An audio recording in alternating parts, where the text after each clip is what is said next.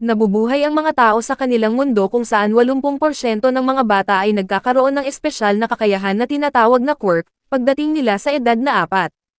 Dahil dito, lumitaw ang mga mapanganib na kriminal na ginagamit ang kanilang kapangyarihan upang magdulot ng kaguluhan at pinsala.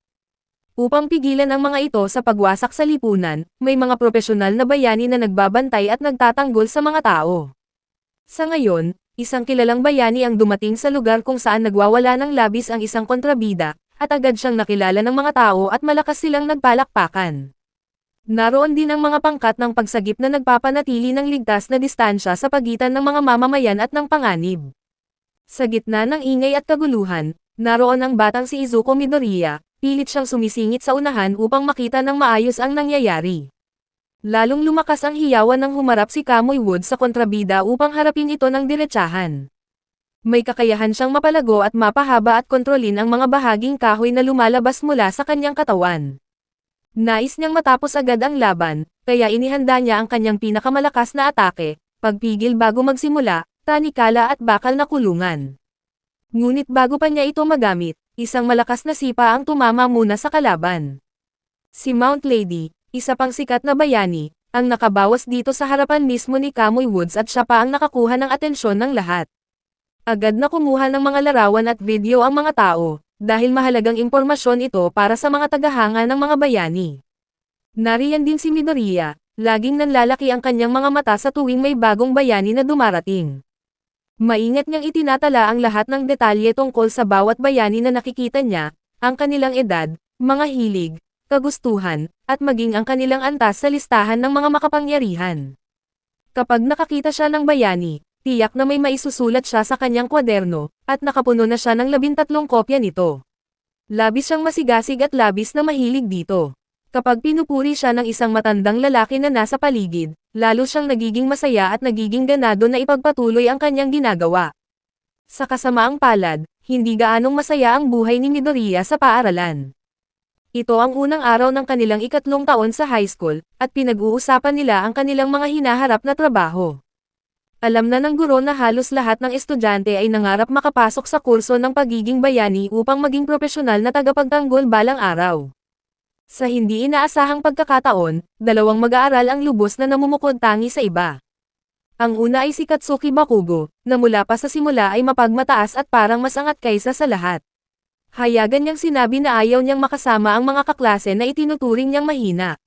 Ibinahagi niya ang kanyang layunin, makapasok sa mataas na paaralan ng UA, ang pinakamagaling na paaralan para sa mga nagnanais maging bayani. Buong tapang niyang sinabing siya lamang ang karapat-dapat at may sapat na galing sa silid-aralan upang matanggap doon. Doon nabanggit ng guro na balak din ni Midoriya na mag-apply sa UA, ngunit biglang nagbago ang damdamin at kalooban ng lahat. Lumapit si Bakugo, malakas na pinalo ang mesa ni Midoriya, at inilapit ang kanyang mukha sa kanya habang galit na galit.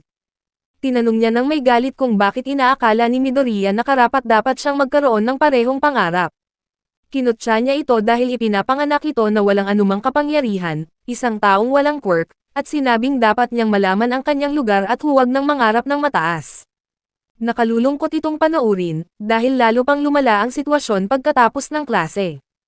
Inagaw ni Bakugo ang minamahal na kwaderno ni Midoriya na puno ng impormasyon tungkol sa mga bayani, at agad niya itong winasak gamit ang kanyang kapangyarihang pampasabog. Nagbigay siya ng huling babala, talikuran na ang pangarap na maging bayani at ang pagpasok sa UA, o mas masama pa ang kanyang gagawin. Puno ng galit ang kalooban ni Midoriya at gusto niyang sumigaw pabalik, ngunit natatakot siya at hindi niya mahanap ang mga salitang gagamitin upang ipagtanggol ang sarili laban sa kanyang nang-aapi. Umuwi siyang puno ng pagkabigo at kalungkutan, at kawalan ng pag-asa. Sa kanyang paglalakad, nakita niya ang kanyang nasirang kwaderno na lumulutang at kinakain ng mga isda sa isang maliit na sapa, at nang makita niya ito ay nagbalik ang kanyang mga alaala mula sa kanyang pagkabata. Noon, laging nakikiusap siya sa kanyang ina na ipapanood ang parehong video ng paulit-ulit araw-araw.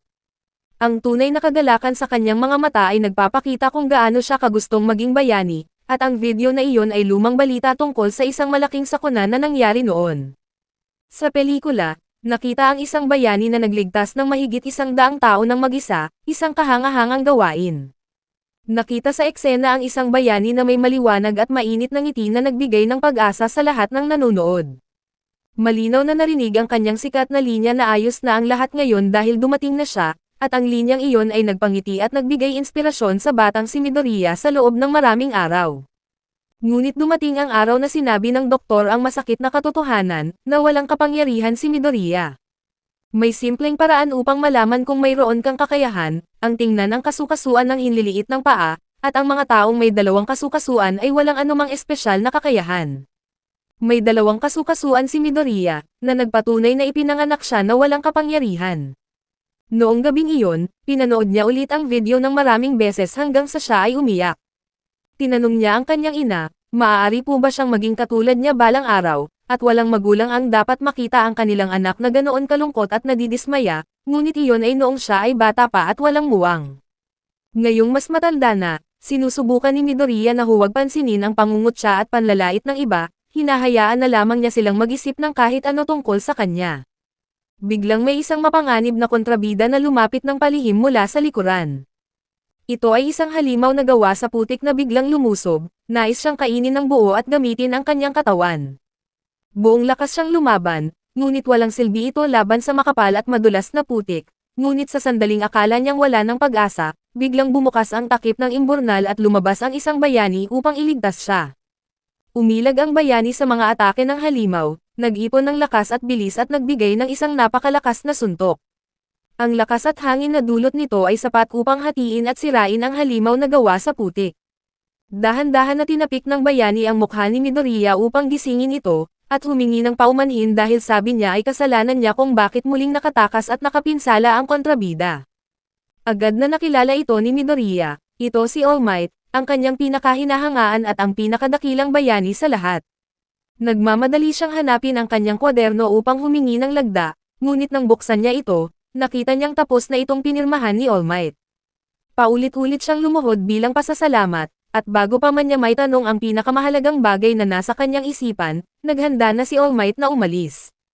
Tumalon siya ng mataas sa himpapawid na parang isang rocket, ngunit nang tumingin pababa si All Might ay nakitang nakakapit ng mahigpit si Midoriya sa kanyang binti at ayaw niyang bumitaw, patunay kung gaano siya katapat na tagahanga. Nakita ang pagmamakaawa sa mukha ng bata, kaya alam ni All Might na kailangan niyang makarating agad sa lupa. Sa sandaling iyon, humihina na ng husto ang katawan ni All Might, kaya dahan-dahan niyang ibinaba si Midoriya at sinubukang umalis ng mabilis. Tinawag siya ni Midoriya at nagtanong kung may karapatan siyang tumayo doon, o kung may sino mang sumusuporta man lang sa kanyang pangarap. Sa wakas, itinanong niya ang tanong na matagal nang nagpapabigat sa kanyang kalooban, na maaari po bang maging dakilang bayani na katulad ninyo ang isang taong walang anumang kapangyarihan. Ngunit umabot na sa limitasyon ang lakas at katawan ni All Might, hindi na niya kayang panatilihin ang kanyang malakas at maskuladong anyo kahit saglit pa. Biglang may usok at narinig ang mahinang tunog, at ang bayaning hinangaan ni Midoriya sa buong buhay niya ay nagbago sa harapan mismo niya. Ang tumayo sa kanyang harapan ngayon ay isang payat, mahina, at mukhang may sakit na lalaking nasa katanghaliang gulang, at kung sasabihin ng tapat, halos kamukha siya ng isang kalansay. Lalo pang lumala ang sitwasyon dahil ang halimaw na putik na kanyang nahuli at itinago sa loob ng kanyang kasuotan ay wala na roon, dahil nakawala ito at nahulog sa kalsada. Nagkataon na dumadaan mismo sa lugar na iyon si Bakugo at ang kanyang mga kaibigan. Masama na ang kanyang loob noon pa man, kaya sinipa niya ang isang bote na nakahandusay sa lupa, isang simpleng kilos na hindi niya inaakalang magiging sanhi ng isang malaking sakuna. Sa kabilang dako naman, nararanasan ni Midoriya ang pinakamalaking gulat sa kanyang buhay. Kahit noong nalaman niyang wala siyang anumang espesyal na kapangyarihan, hindi ito maihahambing sa nakikita niya ngayon, ang kanyang hinahangaang bayani na si All Might, na ngayon ay mukhang mahina at payat na parang lobo na nawalan ng hangin. Ang nakikita niyang panghihina at pagkasira ng anyo nito ay sapat na upang malaman niya ang tunay na kalagayan ni All Might. Ngayong alam na ni Midoriya ang lihim, ang tanging inaalala na lang ni All Might ay baka ipagkalat o ibalita ito ng bata sa internet. Ipinaliwanag ni All Might na 5 taon na ang nakalilipas, sa gitna ng isang matinding labanan laban sa isang masamang kalaban, tinamaan siya ng isang malubha at nakakapinsalang sugat. Kahit dumaan siya sa maraming operasyon, hindi na kailanman naayos ng lubusan ang pinsalang natamo niya. Dahil dito, kaya lamang niyang panatilihin ang kanyang anyo at lakas bilang bayani sa loob ng humigit kumulang 3 oras bawat araw. Gayunpaman, kahit nasa ganitong kalagayan, pinili pa rin niyang ngumiti at harapin ang kasamaan ng walang takot, habang itinatago sa publiko ang kanyang tunay na nararamdaman upang manatiling panatag at ligtas ang loob ng mga tao. Naging tapat siya kay Midoriya at sinabi ng malinaw, hindi niya maipangako na ang isang taong ipinanganak na walang kapangyarihan ay may kakayahang maging isang tunay na bayani. Pinayuhan niya ang bata na maging makatotohanan at muling pag-isipan ang kanyang pangarap. Matapos sabihin ang mabibigat na salitang iyon, dinukot ni All Might ang nakakulong na masamang nilalang na inilagay niya sa loob ng bote, ngunit nawawala ito. Sa di kalayuan, may makapal na usok na nagsisimula ng umakyat sa langit, at kapag may usok sa lungsod, ibig sabihin ay may panganib, at agad na naunawaan ni All Might kung ano ang nangyari. Nakita rin ito ni Midoriya, ngunit dahil sa labis na pagkadismaya at pagkasira ng loob mula sa mga salita ng kanyang idolo, nagpasya siyang umuwi na lamang. Samantala, nagsisimula nang dumating ang mga profesional na bayani sa pinangyarihan ng kabuluhan. Naunang sumugod si Death Arms at agad na sumalakay, ngunit walang epekto ni kaunti ang kanyang mga suntok sa malagkit at madulas na kalaban. Naipit naman si Bakugo sa loob ng nilalang na parang putik, pilit na lumalaban at ibinubuga ang kanyang kapangyarihang pampasabog upang makalaya. Subalit sa halip na talunin ang kalaban, lalo lamang nitong hinahangad na makuha ang katawan ni Bakugo dahil sa lakas nito. Sumunod na dumating si Mount Lady, ngunit dahil sa laki ng kanyang katawan, hindi siya makagalaw o makalaban ng maayos sa makipot na daanan. Hindi rin magamit ni Kamui Woods ang kanyang kapangyarihang may kinalaman sa kahoy dahil sa umaapaw na apoy sa paligid, at abala naman si Backdraft sa pagpatay ng apoy. Walang sino man sa kanila ang makalapit o makakapagligtas kay Bakugo, kaya napilitan silang maghintay, umaasang darating agad ang isang bayani na may angkop na kapangyarihan para sa sitwasyon. Nandoon na rin si All Might, ngunit lumipas na ang kanyang 3 oras na limitasyon, hindi na siya makapagbago ng anyo o makagamit ng lakas. Nasa malapit din si Midoriya, puno ng kawalan ng pag-asa at halos umiyak na. Kung mismong ang pinakadakilang bayani ay nagsabing imposible ang kanyang pangarap, kaya bakit pa siya magsusumikap, ngunit nang hindi niya namamalayan ay kusang humakbang ang kanyang mga paa patungo sa direksyon ng usok. Sumiksik siya sa gitna ng maraming tao upang silipin kung sinong mga bayani ang nakikipaglaban, at gulat na gulat siyang nakita, iyon ang parehong halimaw na nahuli at dinakip na ni All Might noon pa man. Kung nawala ang kalaban dahil nahawakan at nahatak niya ang binti ni All Might, ibig sabihin ay siya ang dahilan ng lahat ng ito. Nakilala rin ng mga tao ang nilalang mula sa mga balita, at marami ang nagtatanong kung nasaan na ba si All Might. Labis na nahihiya at nasasaktan si Midoriya, na nalulunod sa sariling pagkakasala. Pareho silang nakatayo lamang, siya at si All Might, na parang ordinaryong tao at hindi makagalaw dahil sa bigat ng sarili nilang pagkabigo at pagsisisi. Ngunit sa isang iglap, nagtama ang kanilang paningin, kitang-kita sa mukha ni Bakugo ang matinding takot, tila nakikiusap at humihingi ng tulong. Sa sandaling iyon, ang batang walang anumang kapangyarihan ay biglang tumakbo palapit, takot na takot siya at nanginginig ang kanyang mga tuhod, ngunit patuloy pa rin siyang sumusugod. Hindi niya rin alam kung bakit niya ito ginagawa, naalala niya ang kanyang kwaderno na puno ng mga impormasyon at inihagis niya ang kanyang bag ng diretsyo sa mata ng halimaw. Habang nakapikit at nalilito pa ang kalaban dahil sa pagkabulag, buong lakas na hinawakan at sinubukan ni Midoriya na hilahin palabas si Bakugo. Nang tanungin siya ni Bakugo kung bakit niya tinataya ang sariling buhay, simpleng sumagot lamang ang bata na mukhang kailangan niya ng tulong. Ang mga salitang iyon ang tanging kailangan ni All Might upang magising at kumilos, at ito ang nagtulak sa kanya na lumampas sa sarili niyang hangganan.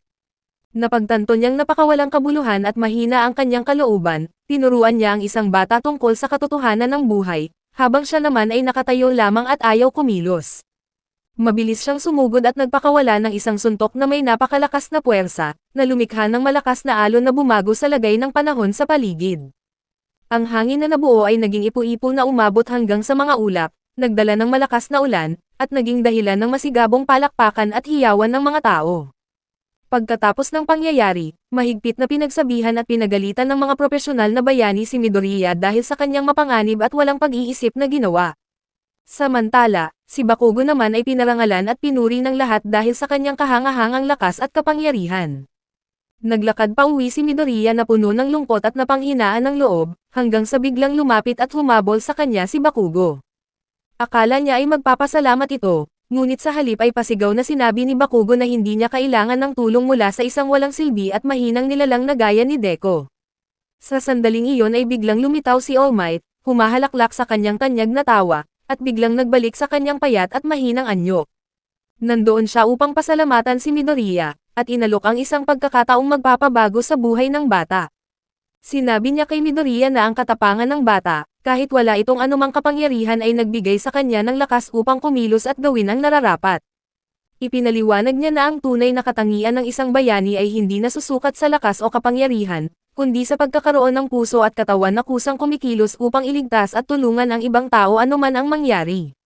Ganoon ang ginawa ni Midoriya, at dahil doon, karapat-dapat siyang maging isang tunay na bayani.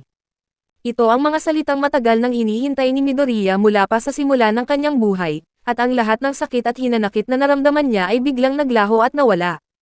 Ipinagkaloob ni All Might kay Midoriya bilang tagapagmana ng kanyang sariling kapangyarihan, at parang hindi kapanipaniwala, ngunit ito ay totoo at tiyak. Nagbiro pa ang payat na bayani, at sinabing akala ng mga tao ay ang kanyang kapangyarihan ay simpleng pagbuga lamang ng dugo upang takutin ang mga kaaway, at sinabi niya kay Midoriya na huwag mag-alinlangan sa pagtanggap nito. Ipinaliwanag niya na inaakala ng media at ng publiko na ang kanyang kakayahan ay sadyang sobrang lakas lamang, at hinahayaan lang niyang maniwala sila doon. Ngunit ang katotohanan, ang kanyang kapangyarihan ay tinatawag na isa para sa lahat, isang maalamat na kakayahan na pinapaunlad. Kinabukasan, nagsimula na ang totoong pagsasanay, at hirap si Midoriya na hilahin ang isang lumang ref sa ibabaw ng buhangin habang nakaupo sa ibabaw nito si All Might. Ang bagay na ito ay may bigat na 200 kilo, at tinutokso siya sa pamamagitan ng pagtawag sa kanya na kasing lampan ng mga hindi nakalike sa video. Nakakagalit talaga ito, at nasa tabi sila ng dalampasigang puno ng basura bago pa sumikat ang araw dahil mahina pa ang katawan ni Midoriya para dalhin ang kapangyarihan ng One for All. Kung tatanggapin niya ito ngayon ay baka sumabog o madudurog ang kanyang mga bahagi ng katawan dahil sa tindi ng lakas nito, at upang maiwasan ang ganitong kapahamakan, kailangan niyang sumailalim sa mahigpit na pagsasanay. Matagal nang ginagawang imbakan ng mga tao ang dalampasigang ito, at ang paglilinis dito ay ang pinakamainam na paraan upang mapalakas at mapatatag ang kanyang katawan. Walang ibang nagmamalasakit sa kalat, kaya inatasan siya ni All Might na linisin ito ng mag-isa, at ito ang unang hakbang niya tungo sa pagiging bayani. Gumawa rin si All Might ng detalyadong programa ng ehersisyo na tinawag na pagpasa ng lakas, kasama ang mahigpit na schedule at ipinagutos na dieta. May 10 buwan ng matinding paghihirap at pagod na naghihintay kay Midoriya. Araw-araw siyang gumigising ng napakaaga, binubuhat ang mabibigat na basura, at nagsasanay ng buong lakas. Masyado siyang nakatuon sa kanyang layunin kaya't hindi niya namamalayang binibigkas ng malakas ang kanyang gawain habang nasa klase, dahilan upang isipin ng mga kaklase niya na baka napinsala ng nakaraang pag-atake ng kontrabida ang kanyang isipan. Gayunpaman, patuloy pa rin siyang nagsusumikap araw-araw, mula pagsikat hanggang paglubog ng araw, at umulan man o umaraw ay hindi siya tumigil.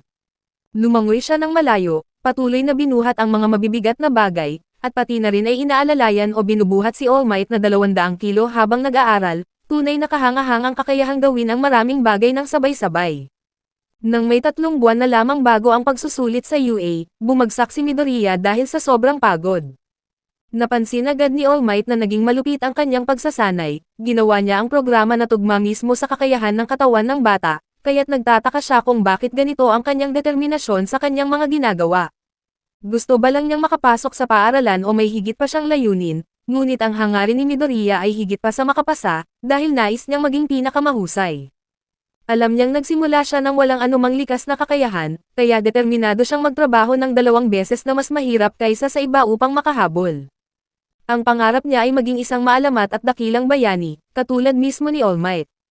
Ang kanyang matibay na pasya ay lumampas pa sa inaasahan ni All Might, kaya binago at inayos ng bayani ang programa upang umakma sa lumalakas niyang katawan. Sa umaga ng pagsusulit, tumayo si Midoriya sa ibabaw ng mga natitipong basura sa dalampasigan na ngayon ay malinis at walang dumi, at sumigaw ng matindi dahil sa tagumpay. Natapos na niya ang 10 buwan ng mahirap na gawain, hindi lang ito basta malinis, kundi ganap na walang bahid ng dumi, at pinuri siya ni All Might at idineklara na karapat-dapat siyang tumanggap ng kanyang kapangyarihan. Nagbigay ito ng isang emosyonal at nakaka-inspire na talumpati, ngunit nagtapos ito sa isang nakakatuwang kahilingan, binunot niya ang isang hibla ng kanyang buhok at sinabing kainin ito ni Midoriya. Ito pala ang paraan kung paano ibigay ang kapangyarihan at ang katangian ng One for All, at hindi nagtagal ay dumating na si Midoriya sa UA para sa pagsusulit. Nakita niya si Bakugo, na gaya ng dati ay masungit at marahas, at agad siyang nagbanta na papatayin siya. Sinubukan siyang huwag pansinin ni Midoriya at lumayo, ngunit nadapa siya sa sarili niyang mga paa, at sa kabutihang palad, isang mabait na babae ang gumamit ng kanyang kapangyarihan upang pigilan ang kanyang pagbagsak. May taong nakipag-usap at tumulong sa kanya, na tiyak na ipagmamalaki siya ng kanyang ina. Ang praktikal na bahagi ng pagsusulit ay isinasagawa bilang pagkukunwaring labanan sa isang lungsod na ginawang pagsasanay, at upang maging patas, hinati-hati ang mga aplikante sa iba't ibang lugar. Nakakalat sa paligid ang tatlong uri ng robot na kumakatawan sa mga kontrabida, at bawat isa ay may kaukulang puntos ayon sa lakas nito. Makakakuha lamang sila ng puntos kapag natalo nila ang mga ito, ngunit ang pananakit sa ibang estudyante ay dahilan ng agarang pagtanggal sa pagsusulit. Isang seryoso at matalas na estudyanteng may salamin ang nagtaas ng kamay at itinuro ang isang mali, nakalagay sa papel ang 4 na uri ng robot, ngunit 3 lang ang binanggit ng tagapangasiwa. Hayagan niyang kinwestiyon ang pamantayan ng paaralan, at sinabing narito sila upang baguhin at itaas ang antas ng pagiging bayani. Pagkatapos ay humarap siya kay Midoriya at pinagsabihan ito dahil sa walang tigil na pagbubulong-bulong, na sinasabing nakakagambala ito. Masyado siyang mahigpit at matalino, at kahit hindi pa nagsisimula ang pagsusulit, ayon sa kanya, ang ika-4 na robot ay isang hadlang na walang halaga ngunit napakalakas, mas mabuting iwasan na lang ito maliban na lang kung nais nilang mapahamak. Sa wakas ay nagsimula na ang pagsusulit, nakatayo si Midoriya sa panimulang linya na nanginginig sa kaba, at naghahanap ng kahit sinong pamilyar o mabait na mukha upang kumalma. Nakita niya ang babaeng tumulong sa kanya at lumapit upang magpasalamat, ngunit muling hinarangan siya ng estudyanteng may salamin, sinabi nito na ginagambala niya ang babae at dapat ay nakatuon siya sa gawain. Dahil doon ay napatingin sa kanila ang lahat ng nasa paligid, at nagsimula silang ngumiti dahil itinuturing nila na si Midoriya ang pinakamahina sa lahat. Ipinahayag ni Present Mike na nagsimula na ang pagsusulit, at sabay-sabay na tumakbo ang mga estudyante. Binalaan na noon ni All Might si Midoriya na mararamdaman niya ang kapangyarihan ng One for All na gumising sa kanyang katawan, ngunit magdudulot din ito ng matinding bigat at puwersa sa kanyang katawan, kaya kailangan niyang maging handa. Sa gitna ng kaguluhan sa isang lungsod, nakaharap na rin sa wakas ni Midoriya ang isang robot na nagkakahalaga ng 1 puntos, ngunit sa sobrang takot ay nanigas at hindi makagalaw ang kanyang buong katawan. Hindi sinasadya na naging pain siya para sa isa pang kalahok, na gumamit ng kapangyarihang parang laser mula sa katawan upang sirain ang robot at makuha ang puntos. Ngayon ay may 6 na minuto na lang ang natitira, at nagsimula ng mataranta si Midoriya. Nagmamadali siyang maghanap at tumalo ng mga robot para makakuha ng puntos, ngunit nakita niya na sabay na tinalo ng mabait na babae ang 3 robot, napakahusay niya at mayroong 28 na puntos. Ang estudyanteng may salamin ay nakakuha na ng 45, at ang lahat ay mabilis na nakapag-ipon ng puntos, habang si Midoriya ay wala pa rin. Sa silid ng mga taga-suri, mahigpit nilang inoobserbahan ang bawat kalahok, hindi lang sa dami ng puntos, kundi para makita kung sino ang may tunay na katangian ng isang bayani. Napakahusay ng mga aplikante ngayong taon, ngunit ang tunay na pagsubok ay malapit nang magsimula. Biglang inilabas ang ika-4 na robot, isang dambuhalang makina na walang halagang puntos. Ito ay sadyang ginawa lamang upang makagulo, at gaya ng babala, tanging hangal lang ang susubok na labanan ito. Ngayon ay kumalat ang takot, at nagsimulang tumakbo palayo ang lahat at sumama na rin si Midoriya, at sinasabi sa sarili na kailangan niya ng kahit 10 puntos sa huling 2 minuto upang hindi niya mabigo si All Might. Sa sandaling iyon, nakarinig siya ng mahinang sigaw ng tulong, lumingon siya at nakita ang mabait na babae na naipit at nakabaon sa ilalim ng mabibigat na durog na bagay. Nang hindi na nagdalawang isip, humarap siya at tumakbo ng mabilis patungo sa dambuhalang robot. Sa sandaling iyon, ang buong lakas ng One for All ay dumaloy sa kanyang katawan, nagbigay sa kanya ng pambihirang lakas at nagawa niyang tumalon ng napakataas. Naalala niya ang payo ni All Might, patigasin ang bawat kalamnan at ibuhos ang lahat ng lakas sa isang solidong suntok. Mula sa malayo ay nakatingin si All Might, punong-puno ng pagmamalaki, ngunit may 1 minuto na lamang ang natitira, at si Midoriya ay mabilis na bumabagsak pababa. Ang kanyang kanang braso at parehong binti ay tuluyang nabali dahil sa lakas ng sarili niyang kapangyarihan, at ito ang magiging resulta kapag ginamit niya ang kakayahang hindi pa kayang dalhin ng kanyang katawan. Bumubulusok siya pababa, at natitira na lamang ang isa niyang braso na maaari niyang gamitin upang mapabagal ang kanyang pagbagsak. Kailangan niyang gawin ito sa tamang panahon, kung hindi ay matatamaan siya ng matindi. Sa huling sandali, nahuli siya ng babaeng niligtas niya bago pa siya tumama sa semento, ngunit dahil sa bigat ng ginawa ay nakaramdam ito ng matinding pagkahapo at pagkahilo. Sinubukan ni Midoriya na gumapang pasulong, buong pagsisikap na makakuha kahit isang puntos bago matapos ang oras, ngunit natapos na ang pagsusulit bago pa man niya ito magawa. Nagtipon ang ibang mga estudyante at pinag-uusapan ang tungkol sa nakakatakot na kapangyarihang nakita nila. Ang iba ay humahanga, ang iba naman ay naguguluhan, at may ilan na nag-aakala na nagpapakita lamang siya ng galing. Tanging ang lalaking may salamin sa mata na si Ida lamang ang nakakaalam ng katotohanan, na hindi kumilos si Midoriya upang makakuha ng puntos. Ginawa niya iyon upang iligtas lamang ang dalaga na si Hiraka, at ang kaligtasan nito ang pinakamahalaga para sa kanya, at hindi nagtagal ay dumating si Recovery Girl, isang iginagalang na tao sa UA. Hinalikan niya ng bahagya si Midoriya upang buhayin ang kanyang kapangyarihang nakagagamot, na nagpapabilis ng likas na paggaling ng katawan, at ito ang dahilan kung bakit nakakaligtas ang mga mag-aaral sa mga mapanganib na pagsusulit. Makalipas ang isang linggo, malungkot at walang gana si Midoriya dahil naniniwala siyang nabigo siya. Maayos naman ang nakuha niyang marka sa nakasulat na bahagi, ngunit dahil wala siyang nakuha na puntos sa praktikal, inaakala niyang tinanggihan na siya. Pakiramdam niya ay walang pag-asa, at lalo pa siyang nawawalan ng loob dahil wala siyang natatanggap na anumang balita mula kay All Might, ngunit biglang pumasok ang kanyang ina, bitbit ang isang opisyal na sulat mula sa UA. Dahil sa matinding kaba, nagkulong muna si Midoriya sa kanyang silid bago niya binuksan ang mensahe. Biglang lumitaw ang isang imahe ni All Might, na labis na nagpapagulat sa kanya, at ipinaliwanag ni All Might na siya ay opisyal ng guro sa UA. Nagsimula siyang makipagkwentuhan sa kanyang tinuturuan, ngunit pinaalalahanan siya ng isang tao sa gilid na huwag nang pahabain ang kanyang sasabihin. Sinabi na niya agad ang resulta, kung pagbabasihan lamang ang puntos mula sa pakikipaglaban ay talagang nabigo si Midoriya, ngunit may isang mahalagang bagay na hindi napansin ng lahat. Ipinakita ni All Might ang isang recording kung saan nakausap ng mga guro si Hiraka. Lumapit mismo ang dalaga sa mga guro at kinakabahan na nakiusap na ibigay kay Midoriya ang ilan sa kanyang mga puntos, dahil isinakripisyo nito ang kanyang pagkakataong makakuha ng score para lamang iligtas ang kanyang buhay. Hindi naman kinailangang bawasan ang puntos ni Hiraka, dahil mayroon palang nakatagong paraan ng pagmamarka ang paaralan, ang puntos para sa pagliligtas. Paano tatanggihan ng kurso ng bayani ang isang taong isinakripisyo ang lahat upang gawin ang tama at magligtas ng buhay? Nakakuha si Midoriya ng 60 puntos para sa pagliligtas, at nakakuha naman si Hiraka ng 45 at pareho silang tinanggap. Ito ang tunay na simula ng paglalakbay ni Midoriya, at maligayang pagdating sa Akademya ng mga Bayani, inilathala agad ang opisyal na pagkakasunod-sunod ng mga nakakuha ng matataas na marka. Si Bakugo ang nauna na walang nakuhang puntos sa pagliligtas, habang si Midoriya naman ay nasa ika-7 na walang nakuhang puntos sa pakikipaglaban, isang malaking pagkakaiba sa pagitan nilang dalawa. Noong gabing iyon, tumakbo si Midoriya sa dalampasigan upang makita si All Might, at sa sobrang tuwa ay halos sumigaw siya ng malakas sa pangalan ni All Might, na halos magbunyag ng kanilang lihim na ugnayan. Nagbabala si All Might na mag-ingat siya dahil walang ibang nakakaalam ng kanilang samahan. Sinabi niyang kailangang magsikap ng mabuti ni Midoriya, at binanggit din niya na pansamantala lamang siyang magturo doon, bagay na wala naman sa kanyang orihinal na plano. Pakiramdam ni Midoriya ay napakaswerte niyang tao, bagamat nag-aalala pa rin siya kung paano magamit ng mabuti ang kanyang kapangyarihan. Nakakalungkot para sa kanya na tuwing ginagamit niya ang One for All ay laging nababali ang kanyang mga buto, at hindi naman nagulat si All Might, dahil hindi nakukuha ang ganitong lakas sa isang iglap.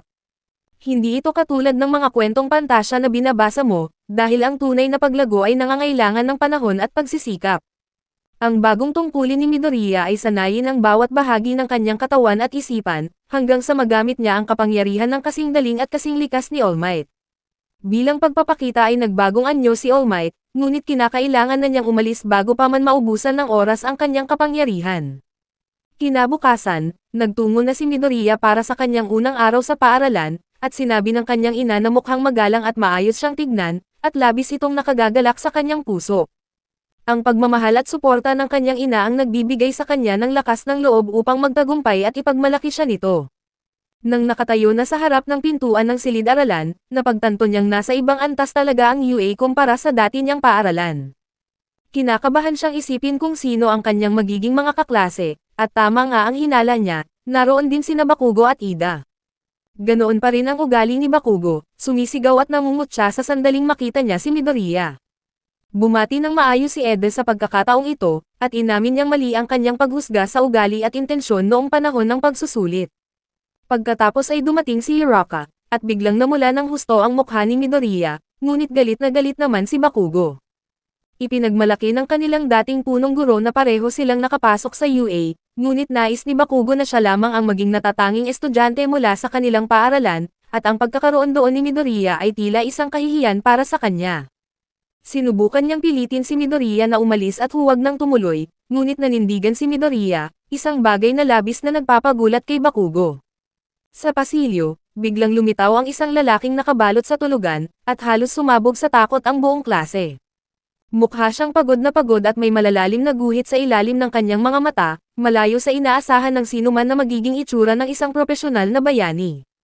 Ngunit ito nga ang kanilang guro sa silid-aralan na si Aizawa, at inutusan niya ang lahat na magsuot ng damit pang-ehersisyo at magtungo sa labas. Nagtanong si Hiraka kung gaganapin ba ang seremonya ng pagbubukas, ngunit hindi mahalaga kay Aizawa ang mga ganitong kaugalian, dahil hindi sumusunod ang paaralan sa karaniwang mga patakaran at nagsisimula sila sa pagsasanay. Ipinahayag ni Aizawa ang kanilang unang gawain, ang pagsusuri sa kapangyarihan. Sa dating paaralan, ang mga pisikal na pagsusulit ay ginagawa ng hindi gumagamit ng kapangyarihan, ngunit sa kanilang universo, inaasahang gagamitin ng mga mag-aaral ang kanilang kakayahan ng buong husay. Tinawag niya si Bakugo upang ihagis ang isang bola.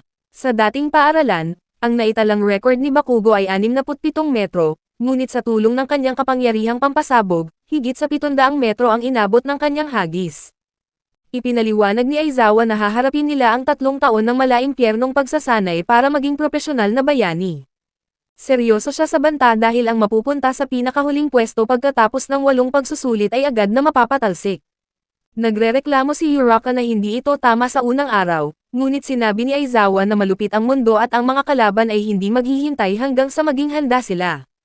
Inumpisahan agad ang unang pagsubok, ang 50 metrong takbuhan, ngunit espesyalidad ito ni Aida at natapos niya sa loob ng 3 segundo gamit ang mga makina sa binti. Ginamit naman ni Hiraka ang kapangyarihang magtanggal ng gravity para magaan ang kanyang damit at sapatos, ngunit kailangan niyang mag-ingat dahil nasusuka siya kapag nasusobrahan. Sumunod si Aoyama na may laser sa puson, kaya niyang mapatalsik ang sarili gamit ito, ngunit kapag lumampas ng 1 segundo ay nakakaranas siya ng matinding sakit ng tiyan. Napagtagumpayan ni Bakugo ang takbuhan ngunit nahihirapan si Midoriya dahil ang kanyang lakas ay walang kalagitnaan.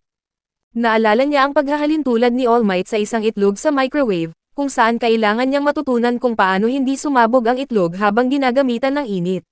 Sa lakas ng kapit ay umabot sa 56 na kilo ang nakuha ni Midoriya, ngunit biglang nakakuha ng 540 kilo ang isang kaklaseng may maraming braso.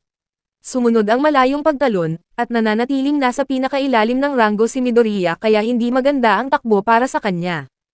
Napag-iwanan siya sa lahat, habang si Hiraka naman ay nakakuha ng walang hanggang marka sa paghahagis ng bola. Alam ni Midoriya na kailangan na niyang kumilos kaya naghanda siyang gamitin ang buong lakas, ngunit bago pa mabitawan ang bola ay binura ni Aizawa ang kanyang kapangyarihan. Agad nakilala ni Midoriya na si Aizawa ang tanyag na bayaning si Eraserhead, habang lihim namang nanunood si All Might mula sa mga anino. Pinagalitan ni Aizawa si Midoriya at sinabing ang bayaning nagiging pabigat pagkatapos ng isang atake ay walang pakinabang, at binalaan niya itong sumuko na lang kung hindi kayang kontrolin ang sariling lakas. Naisip ni Midoriya na kailangan niyang patunayan na mali ang guro, kaya sumubok siyang muli. Sa halip na gamitin ang buong braso, ibinuhos niya ang lakas sa dulo ng kanyang daliri sa sandali ng pagbinit ng bola. Mabilis na lumipad ang bola sa layong 705 metro, na halos pumantay sa marka ni Bakugo. Lubos na nagtaka si Bakugo kung saan nanggaling ang lakas na iyon gayong alam niyang walang kapangyarihan si Deku sa buong buhay nito. Sa labis na galit ay sinugod niya si Midoriya upang pasabugin ang ulo nito, ngunit mabilis na namagitan si Aizawa gamit ang kanyang tela upang pigilan si Bakugo. Paalala ng guro, ang pagbura niya ng kapangyarihan ay tumatagal lamang habang nakadilat ang kanyang mga mata nang hindi kumukurap. Gumuho ang mundo ni Bakugo dahil ang taong itinuturing niyang walang kwenta ay biglang naging kaagaw, at ipinagpatuloy naman ni Midoriya ang pagsusulit sa kabila ng nangingitim at kumikirot niyang daliri. Nang ipahayag ang huling resulta, laking gulat ni Midoriya nang makita ang kanyang pangalan sa pinakailalim o ika-20 pwesto. Akala niya ay tapos na ang lahat, ngunit biglang nagpahayag ng laking gulat si Aizawa. Ang banta ng pagtanggal ay isang makatwirang panlilin lang lamang upang mapilitan silang ibigay ang kanilang 100%. Muntik nang mahimatay si Midoriya sa labis na kaluwagan kaya sinabihan siyang pumunta kay Recovery Girl. Habang paalis siya ay hinabol siya ni All Might na nakatuklas sa kasinungalingan ni Aizawa. Ibinunyag nitong pinatalsik ni Aizawa ang isang buong klase ng mga bagong mag-aaral noong nakaraang taon, kaya hindi ito ang taong mahilig magbiro. Malinaw na may nakitang espesyal si Aizawa sa sakripisyo ni Midoriya. Sa pag-uwi ay sumabay si Aida kay Midoriya, at napagtanto ni Midoriya na hindi naman talaga ito nakakatakot kundi sadyang seryoso lamang. Hinabol naman sila ni Uraka at nakiusap na maglakad silang magkasama. Tinawag niya itong Deko, at ipinaliwanag ni Midoriya na ginagamit ito ni Bakugo para asarin siyang walang kwenta. Ngunit para kay Uraka, katunog ito ng salitang Hapon na nangangahulugang kakayanin ang lahat, at dahil doon ay nagpasya si Midoriya na Deko na ang kanyang magiging pangalan. Ang sumunod na araw ay naging ordinaryong buhay sa paaralan, subalit ang Hapon ang nagdala ng pag-aaral sa mga pangunahing kaalaman ng pagiging bayani kasama si All Might. Ipinakita niya sa kanila ang kanilang mga kasuotan ng bayani na idinisenyo base sa kanilang sariling mga kahilingan, at sinabihan ang lahat na magbihis at pumunta sa labas upang mag-ensayo ng may buong pagtitiwala sa sarili. Makalipas ang ilang linggo, labis na nababalisa si Midoriya sa kanyang disenyo dahil hindi niya alam ang pinakamainam para sa kanya. Humingi siya ng payo kay All Might, ngunit sinabihan siyang huwag magmadali dahil ang mga kapangyarihan ay maaaring magbago sa mga hindi inaasahang paraan. Nagtatalo pa rin ang isip ni Midoriya nang umuwi ang kanyang ina, na siyang naging dahilan ng pagkaputol ng kanyang iniisip. May regalo ito sa kanya, isang kasuotan ng bayani upang ipagdiwang ang kanyang pagkapasa sa UA, dahil nakakita ito ng lumang guhit sa kanyang kwaderno at ipinagawa sa eksperto. Medyo baduy ito, ngunit gawa sa wagas na pagmamahal ng isang ina. Humingi ito ng paumanhin sa hindi paniniwala sa kanya noon, dahil nakita nitong hindi kailanman sumuko si Midoriya, at nangako ang kanyang ina na susuportahan siya sa lahat ng makakaya, at napakaswerte ni Midoriya sa kanyang katuwang. Isinuot niya ang luntiang kasuotan, handang ipakita sa mundo ang kanyang pagiging bayani. Lumabas siyang sabik na ipagmalaki na ang kanyang ina ang bumili nito, ngunit agad na agaw ang kanyang atensyon ni Uraka, dahil ang masikip na kasuotang iyon ay talagang nakakabighani. Pagkatapos ay ibinigay ni All Might ang mga detalye para sa matinding pagsasanay ngayon. Hinati ang klase sa dalawang grupo bilang mga kontrabida at mga bayani, at walang mga robot ngayon dahil labanan ito ng mag-aaral laban sa kapwa mag-aaral. Itatago ng mga kontrabida ang sandatang bomba sa loob ng gusali, at mananalo ang mga bayani kung mahuhuli sila o kung makukuha ang sandata sa itinakdang oras. Nagbunutan sila ng numero para sa 10 koponan, at natuwa si Midoriya na makapare si Uraka, ngunit mapagbiro ang tadhana dahil makakalaban nila sina Bakugo at Aida. Tiniyak muli ni Bakugo kay Aida kung may kapangyarihan na ba si Midoriya ngayon, dahil mas masisiyahan siyang talunin ito ng lubusan. Nangangatog sa kaba si Midoriya dahil alam niya kung gaano kadelikado si Bakugo kapag seryoso, ngunit hindi na siya pwedeng umurong. Alam ni Midoriya na mas magaling si Bakugo sa halos lahat ng bagay, ngunit iyon mismo ang dahilan kung bakit kailangan niyang manalo. Pumasok sila ni Uraka sa gusali, ngunit agad silang tinambangan ni Bakugo. Nagawa ni Midoriya na itulak si Uraka palayo sa tamang pagkakataon habang sumusugod si Bakugo ng walang pag-alinlangan. Sobra ang kumpiyansa ni Bakugo kaya hindi ito nagdepensa, ngunit sinamantala ito ni Midoriya at malakas siyang ibinalibag sa sahig. Maraming taon ang ginugol ni Midoriya sa pag-aaral ng mga galaw ni Bakugo, at hindi na siya ang dating walang kwentang Deko.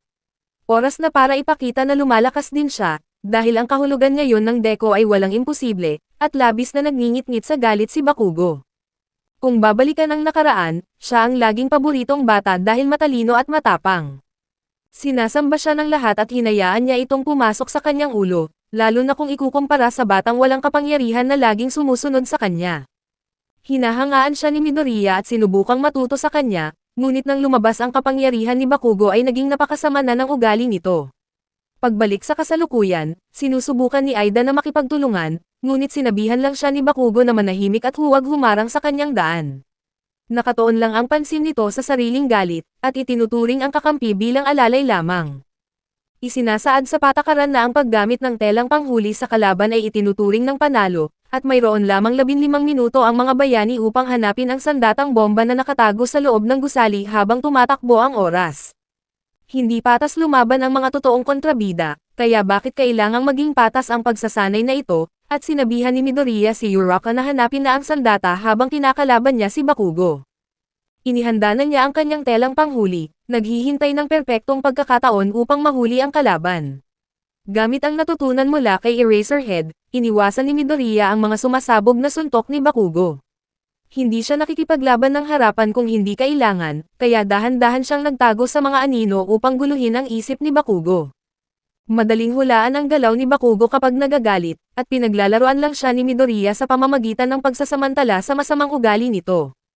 Ang plano ay palihim na papasok si Uraka sa silid ng sandata habang pinapanatiling abala si Bakugo, at pagkatapos ay magtutulungan silang dalawa upang pabagsakin si Aida. Ngunit bago iyon, kailangan muna niyang makaligtas sa puot ng batang sumasabog. Binabaybay ni Bakugo ang mga pasilyo na parang isang mabangis na hayop, nagpapadala sa galit habang naalala ang kanilang kabataan kung saan siya ang laging bida at nangunguna sa lahat. Habang si Midoriya naman ang bata na laging nahihirapang sumabay, at ang kapangyarihan ni Bakugo ay kahanga-hanga at perpekto para sa labanan, na nagpadama sa kanya na para siyang isang hari. Ang pagiging walang kapangyarihan ni Midoriya ay nagpadama kay Bakugo na mas malakas pa siya rito, at gustong-gusto niyang nasa itaas habang nakatingala ang iba lalo na kay Deku, ngunit nagbago ang lahat noong araw na nahulog si Bakugo sa ilog. Nanatili sa likod ang ibang mga bata dahil alam nilang malakas siya at kaya niyang tumayo mag-isa, ngunit tumakbo si Midoriya sa tubig at inalayan siya ng tulong. Para kay Bakugo, ang hitsurang iyon ng pag-aalala ay ang pinakamatinding pambabastos dahil inakala niyang tinitingnan siya ni Midoriya ng mababa, na isang napakagulong paraan ng pagtanggap sa isang mabuting gawa. Samantala, natagpuan ni Uraka ang silid kung saan binabantayan ni Aida ang sandata. Seryosong-seryoso ito sa kanyang papel bilang kontrabida, habang bumubulong na kailangan niyang maging tunay na masama para sa isang magandang hamon. Hindi sinasadyang napatawa si Uraka sa nakakatawang pag-arte ni Aida na naging dahilan upang malaman ang kanyang kinaroroonan. Inihayag ni Aida na nilinis na niya ang silid sa lahat ng mga bagay upang hindi magamit ni Uraka ang kapangyarihan nito. Matalino ang kanyang naging hakbang, kaya tinawagan ni Uraka si Midoriya upang ibigay ang pinakahuling balita, at sinabing nasa ikalimang palapag siya na nasa itaas mismo ni Midoriya. Nauubusan na sila ng oras kaya kailangan na nitong tapusin mabilis ang laban kay Bakugo, ngunit nasa likod na pala niya si Bakugo, naghahanda ng isang napakalakas na pagsabog mula sa kanyang mga bomba sa braso. Isang galaw ito na napakadelikado kaya maging si All Might ay napasigaw para patigilin siya. Nagpaputok si Bakugo, ngunit iniwasan niya ng kaunti sa gitna para hindi mapatay si Midoriya, kahit na napakalakas ng shockwave. Kaya niya itong gawin basta't may naiipong pawis sa kanyang mga gloves, ngunit pinagalitan siya ni Aida sa radyo, nagtataka kung ano ang nakain niya at pinasabog ang gusali. Sinusubukan naman ni Uraka na lumutang patungo sa bomba, ngunit ginamit ni Aida ang bilis para ilayo ito. Sa ibaba, sinusubukan ni Midoriya na makipag-usap kay Uraka sa radyo, na lalo namang ikinagalit ni Bakugo dahil pakiramdam niya ay walang kwenta lang siya.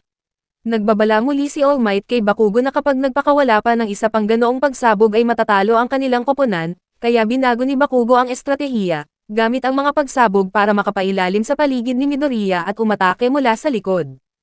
Nakakatakot ang galing niya sa labanan, maging ang ibang estudyanteng nanonood sa mga monitor, tulad ni Todoroki, ay namangha sa likas na lakas ng pakiramdam at kontrol ni Bakugo. Kahit kumikilos siya na parang baliw, ang mga galaw ni Bakugo sa ere ay isang bagay na maging ang mga profesional ay mahihirapang gawin. Wala siyang awa at pinaparusahan si Midoriya para sa naunang pag-atake na iyon. Nasa bingit na si All Might na itigil ang laban para sa kaligtasan, ngunit nagpasya siyang hayaan muna itong magpatuloy alang-alang sa pag-unlad ni Midoriya. Umatras si Midoriya sa isang sulok at sumigaw kay Bakugo na simulan na nila, dahil handa na niyang ilabas sa wakas ang One for All. Sinubukan ni All Might na mamagitan, ngunit narinig niya ang sinabi ni Midoriya kay Uraka, at napagtanto na hindi lang ito isang desperadong pag-atake kundi isang pinag-isipang diskarte. Ang suntok ay hindi nakatutok kay Bakugo kundi sa kisame, at ang dambuhalang hanging paitaas ay nagbigay kay Uraka ng pagkakataong kailangan niya upang lumutang na lampas kay Aida at makuha ang sandata. Dahil doon ay nanalo ang mga bayani, kaya sumigaw si Midoriya matapos ibuhos ang lahat para mapanalunan ang laban sa sarili niyang paraan. Sa ilalim ng mapang wasak na epekto ng napakalakas na kapangyarihang ito lamang ang tanging desperadong diskarte na naisip niya sa gitna ng matinding sandali. Ang unang laban na iyon ay isang tunay na palabas mula simula hanggang wakas, at ang kawawang si Midoriya ay agad na isinugod sa ospital para magamot ang mga natamong sugat. Samantala, naiwang nakatayo roon si Bakugo, literal na nanginginig habang inaalala ang naganap na laban. Dapat ay isang simpleng laban lang ito ng isa laban sa isa, at pakiramdam niya ay mali talaga ang naging resulta, ngunit sa kanyang puso ay alam niya na natalo talaga siya sa labanang iyon. Ang kanyang sobrang pagiging mayabang ay nakatanggap ngayon ng isang matindi at mapangwasak na hampas, na naging dahilan upang mapahapos siya sa hangin sa gitna ng matinding takot, at mukhang nasa bingit na ng tuluyang panghihina si Bakugo. Lumapit si All Might para palamigin ang kanyang ulo, na nagpayo sa bata na panatilihin ang kahinahunan. Ipinaalala niya rito na ang pagkatalo ay nilikha para maging isang aral para sa paglago, at hindi dahilan para tumayo ng nakatulala, at sa halip na malugmok sa paninisi sa sarili ay kailangan niyang magtempuhan at magpatuloy. Pagkatapos ng pagsusulit na iyon, inihayag ng guro na ang naging MVP ay walang iba kundi si Aida, ngunit ang ilan ay napakamot sa ulo dahil doon. Mabuti na lang at ang matalino at matalas ang matang si Momo ay humakbang pasulong para ipaliwanag ang lahat ng may katumpakan. Lumalabas na ang ipinakita ni Bakugo ay may depekto dahil kumilos mag-isa, at hinayaan ang personal na galit na nagpalabo sa pagpapasya. Bukod dito, nagbabala ang guro na ang malakihang pag-atake sa ganoong kasikip na espasyo ay isang hangal na galaw, ngunit itinuloy pa rin niya ito. Si Midoriya naman ay ganoon din kasama, lalo na sa malubhang pinsala sa katawan na idinulot ng mga aksyon sa kanyang sarili. Maging si Uraka ay napuna rin dahil sa napakadaling pagbunyag ng kanyang kinaroroonan. Sa madaling salita, si Aida lamang ang nag-iisang kumilos ng may pag-iisip sa buong pagsasanay.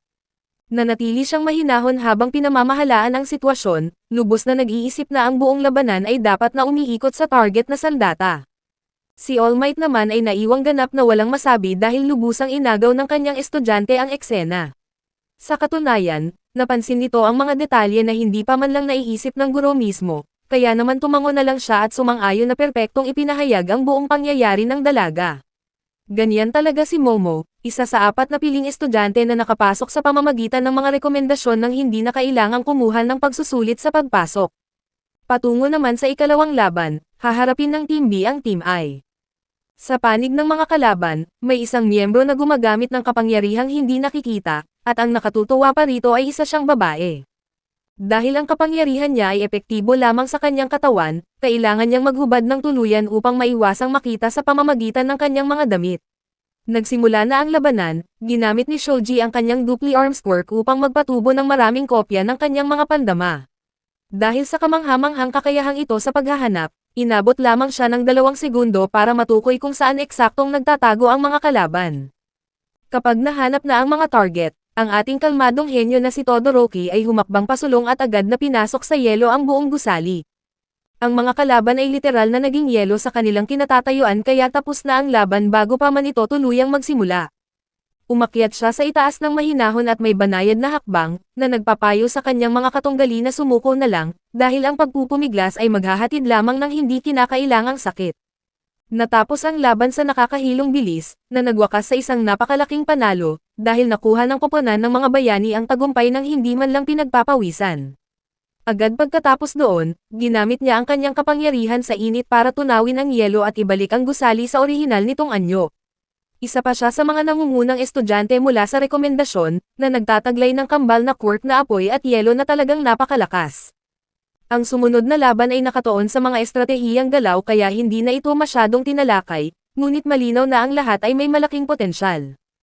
Pagkatapos ng pagsasanay, biglang naglaho ang guro nang hindi man lang nakapagsalita ang mga estudyante, dahil sagad na ang oras ni All Might sa kanyang anyong bayani.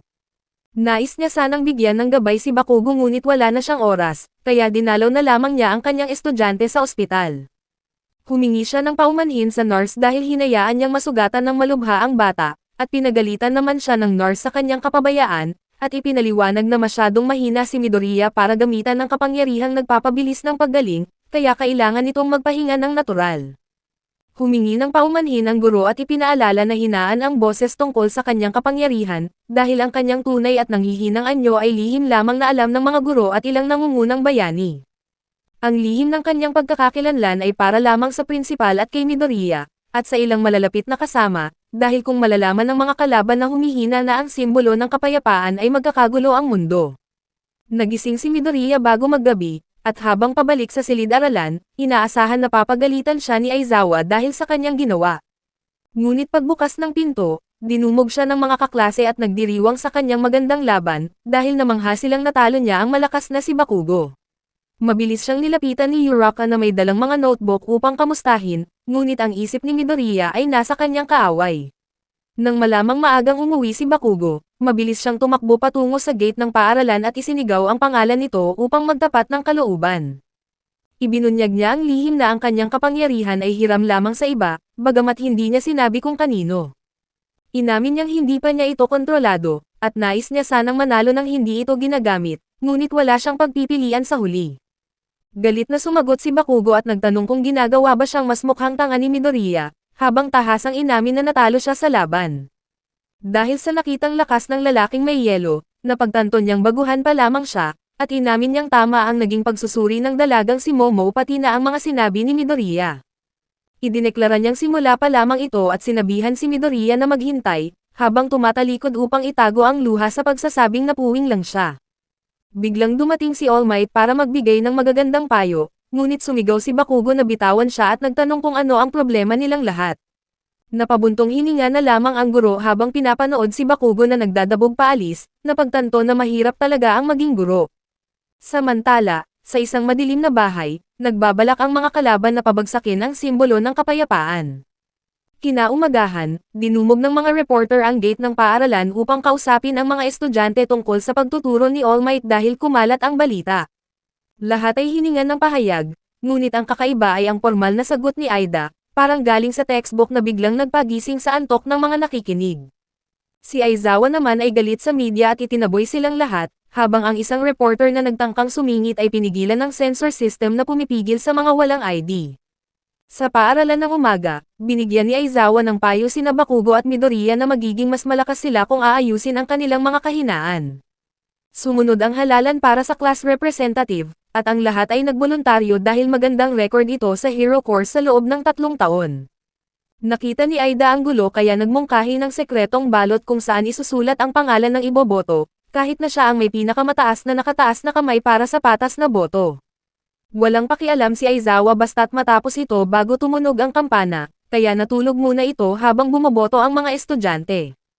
Mabilis na lumabas ang resulta na ikinagulat ng lahat, dahil nakakuha si Midoriya ng 3 boto samantalang 0 si Aida dahil ibinoto nito ang ibang tao sa halip na ang sarili. Sa huli, si Midoriya ang naging class president habang si Momo ang vice president matapos makakuha ng 2 boto. Pagdating ng pananghalian, naging maingay ang cafeteria dahil nagsama-sama doon ang mga estudyante mula sa support at management courses.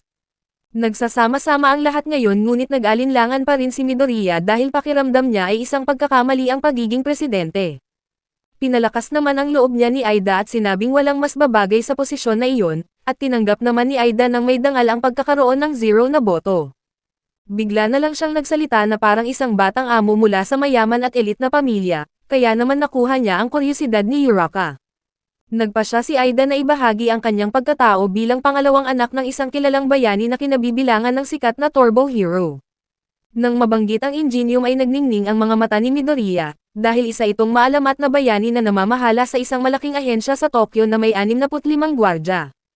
Ito pala ang nakatatandang kapatid ni Aida, at ito ang kanyang ultimate idol mula pa noong bata siya, at habang nagkukwento, biglang tumunog ang isang alarm sa buong paaralan. Isa itong intruder alert na nagdulot ng matinding panik sa mga estudyante patungo sa exit. Tumingin si Aida sa bintana at nakitang ang mga makukulit na reporter lang pala ang nakapasok, ngunit naipit siya sa dambuhalang siksikan at hindi makagalaw para pakalmahin ang lahat. Naisip niya na kung matutulungan siya ni Uraka ay may pag-asa pa, kaya nakipagsiksikan si Aida para marating ito. Nakiusap siya na tanggalin ang kanyang bigat, at mabilis niyang inilunsad ang sarili patungo sa exit sign sa itaas ng pinto kung saan umiikot siya sa ere, bago siya sumambulat sa pader. Sumigaw siya habang pumuporma na parang human exit sign, upang sabihing media lang ang nasa labas kaya walang dahilan para magpanik ang lahat. Dumating ang pulis para linisin ang gulo, at pagkatapos ay humarap si Midoriya sa klase upang ipahayag na ibinibigay niya ang pagiging presidente kay Aida, dahil sa ipinakita nitong katapangan at pagiging mahinahon sa gitna ng panik. Sumang-ayon ang buong klase habang nagsisigawan sa kanilang bagong exit sign leader, at wala namang pakialam si Aizawa sa desisyon. Samantala, nagtataka ang administrasyon kung paano nalagpasan ng mga reporter ang seguridad at kung sino ang mastermind sa likod nito. Kinabukasan, ginugol ni All Might ang kanyang kapangyarihan sa paghuli ng mga kriminal, ngunit napansin niyang bumabagal na siya dahil ipinasa na niya ang one for all sa kanyang estudyante. Dahil dito ay nabawasan pa ang oras niya sa kanyang anyong bayani, ngunit may lakas pa naman siya para magpabagsak ng mga masasamang loob. Kinahapunan, nag-anunsyo si Aizawa ng isang espesyal na rescue training at tinipon ang lahat sa labas. Sinubukan nilang umupo sa dalawang hanay tulad ng utos ni Aida, ngunit naging walang kwenta ang organisadong pag-upo dahil sa layout ng bus. Ginamit ng mga estudyante ang pagkakataon para mag-usap, maliban kay Bakugo na sumisigaw sa tuwing may nakikipag-usap sa kanya na tila ba ito ang kanyang paraan ng pakikipagkaibigan. Dumating sila sa training ground at sinalubong ng isang bayani na si 13 bilang instructor, at napakaganda ng pasilidad na may simulation ng bagyo at sunog at iba pang kalamidad. Sasama dapat si All Might, ngunit sumobra ang paggamit niya ng lakas kaninang umaga kaya baka sa huli na lang siya sasalubong. Ipinaliwanag ni 13 ang kanilang black hole quirk na maaaring makamatay, ngunit ginagamit sa pagliligtas dahil ang malaking kapangyarihan ay may malaking responsibilidad, at ang layunin ng araw na ito ay gamitin ang kanilang regalo para sa iba. Nagpalakpakan ang lahat, nang biglang may lumitaw na isang madilim na portal na isang villain attack. Si Todoroki ang unang nanatiling mahinahon, at napagtanto na may kasama ang mga kalaban na may quirk na humaharang sa komunikasyon, dahil nakapasok sila sa isang mahigpit na pasilidad na malayo sa pangunahing paaralan. Nag-utos si Aizawa sa mga estudyante na umatras at magbigay ng babala sa paaralan habang siya ay mag-isang sumugod sa gitna ng labanan. Agad niyang binura ang quirk ng unang tatlong kalaban, at pinagumpog ang mga ulo nito, at sinuntok sa mukha ang isang rock-skin villain bago pinatumba ang isang buong grupo. Dahil sa kanyang salamin na nagtatago ng kanyang tingin, hindi alam ng kaaway kung kaninong quirk ang susunod na mabubura. Sa tulong ng erasure power at elite combat skills, walang laban ang mga low-level goons sa kanya. Malapit na sana ang mga estudyante sa exit, ngunit hinarangan ang kanilang daan ng isang villain na may kapangyarihang mag-teleport. Ipinagmamalaki niya ang sarili bilang bahagi ng League of Villains, at ibinunyag kung bakit nila nilusob ang paaralan ay upang patayin si All Might. Sisipsipin na sana siya ni 13 sa isang black hole para matapos na ito, ngunit biglang sumugod ang dalawang pinakamainit ang ulong bata sa klase gamit ang isang kombinasyong atake. Ngunit walang laban ang mga estudyante sa isang tunay na villain, at bago pa man makakilos ang iba ay napalibutan silang lahat at na-teleport sa iba't ibang lokasyon sa loob ng pasilidad. Sa isang kurap ng mata, napunta si Midoriya sa ilalim ng tubig na may napakasamang kapaligiran para sa isang strength-based fighter na tulad niya. Isang malapating na kalaban ang mabilis na sumugod para patayin siya, ngunit saktong dumating si Asui, sinipa ito at hinila si Midoriya paakyat sa isang bangka kung saan kasama nila ang batang may lilang buhok na mukhang mga prutas ang ulo. Dahil sa kanyang frog quirk ay napakabilis ni Asui sa tubig, at sinimulang suriin ni Midoriya ang mga sinabi ng nag-teleport na kalaban at napagtanto na ang nangyaring media noong nakaraang araw ay gawa rin nila. Sinabi ni Asui na hindi sila susugod kung wala silang paraan para patayin si All Might, dahil walang tangang papasok sa isang suicide mission. Habang nag-uusap, pinapalibutan ng dambuhalang grupo ng mga kalaban ang kanilang maliit na bangka kaya kailangan na nila ng plano para makatakas. Kung may diskarte ang mga ito laban kay All Might, kailangang maghanap ng paraan ang mga estudyante para pigilan sila. Sa ibang lugar, katatapos lang ni Todoroki sa pagligpit sa tatlong kalaban at hinamon pa ang mga ito na magtawag ng mga kasama sa buong pasilidad, at kahit saan ay may sumasabog na matitinding labanan. Samantala, balis ang naglalakad si All Might dahil walang sumasagot sa mga telepono, kaya pakiramdam niya ay isa siyang bigong guro. May natitira na lang siyang 10 minuto para sa kanyang anyong bayani at nais lang sanang bumati sa mga bata bago umuwi, ngunit ipinakita ng prinsipal ang balita na pumigil siya ng 3 pagnanakaw sa loob ng 1 oras. Para kay All Might, ang prinsipal ay parang pangalawang ama, kaya hindi niya ito maaaring sagutin. Pinaupo siya ng prinsipal para magtsaa habang pinapangaralan tungkol sa responsibilidad at hirap ng pagbabalanse ng pagtuturo at pagiging bayani. Habang nag-relax ang kabilang panig ng paaralan gamit ang tsaa, ang kabilang panig naman ay nahaharap sa krisis ng buhay at kamatayan. Nagpasya si 13 na kailangang tumakbo ng class representative para humingi ng tulong, habang ang iba ay mananatili para tulungan ang guro na pigilan ang mga kalaban. Sinuportahan ng lahat ang plano, at bilang class president, alam ni Aida na kailangan niyang sundin ang desisyon ng grupo. Pinagtawanan ng villain ang kanilang diskarte, ngunit walang magagawa ang kapangyarihan nito para pigilan sila. Sinimulan siyang hilahin ni 13 sa isang void habang ang batang mukhang ubas ang ulo ay abala sa pag-iyak. Ang tanging iniisip lang ni Midoriya ay makaligtas kaya sinabihan niya ang kasama na magpakatatag. Napagtanto niya na dahil ipinadala si Asui sa tubig, ibig sabihin ay hindi alam ng mga kalaban ang kanilang mga quirk, at ang pagkakamaling ito ang tanging pag-asa nila para makatakas. Ayon kay Asui, kaya niyang tumalon at kumapit sa mga pader, pati na rin maglabas ng likido mula sa kanyang dila na nagdudulot ng bahagyang sakit. Halata ang lakas ni Midoriya, at ang batang lila naman ay kayang maghagis ng mga malagkit na bola na mas matindi pa sa superglue. Nang mawalan ng pasensya ang mga kalaban, winasak nila ang bangka, at sa takot ng batang lila ay naghagis ito ng mga malagkit na bola sa tubig nang walang dahilan. Ngunit nagbigay ito kay Midoriya ng isang magandang ideya, kaya mabilis niyang inilatag ang isang mapanganib na plano at biglang tumalon sa ere upang ihanda ang kanyang signature move, kung saan isinakripisyo ang dalawa niyang daliri upang magpakawala ng lakas. Ang malakas na shockwave ay lumikha ng isang dambuhalang alon sa tubig, at sumunod sa plano si Asui at tumalon patungo sa pampang, at ginamit ang mahabang dila para hilahin si Midoriya sa ligtas na lugar.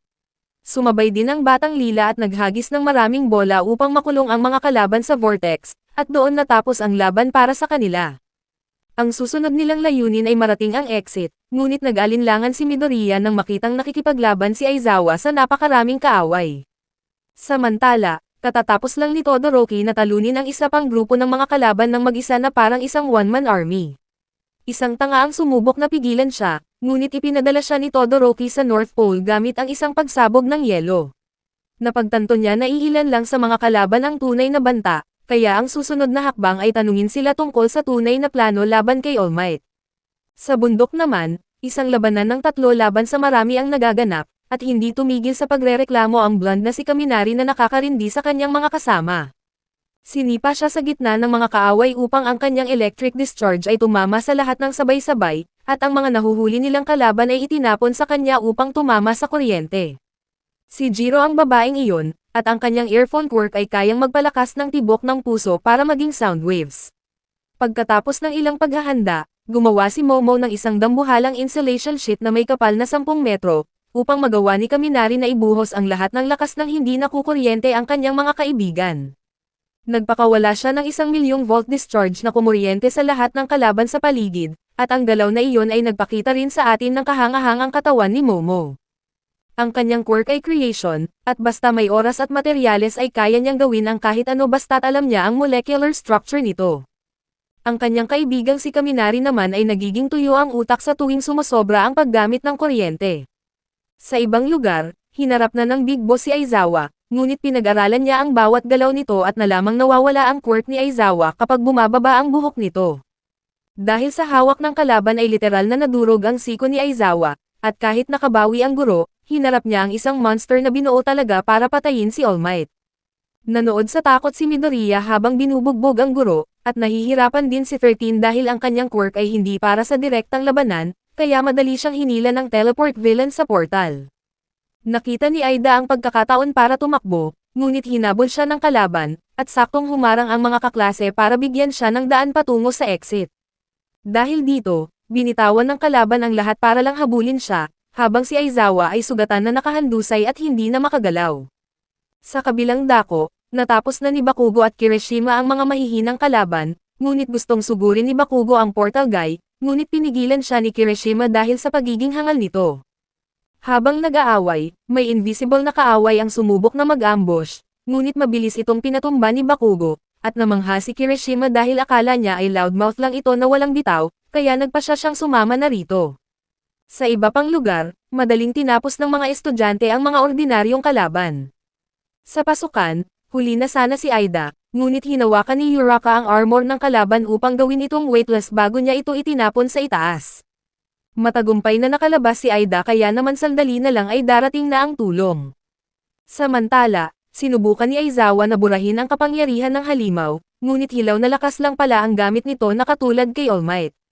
Bumalik ang portal guy upang sabihin kay Shigaraki na may isang estudyanteng nakatakas, at nang marinig ito, sapilitang kinamot ni Shigaraki ang kanyang leeg at nagalit sa kanyang kasama, sinasabing kung hindi lang niya kailangan ng teleportation ay pinatay na niya ito.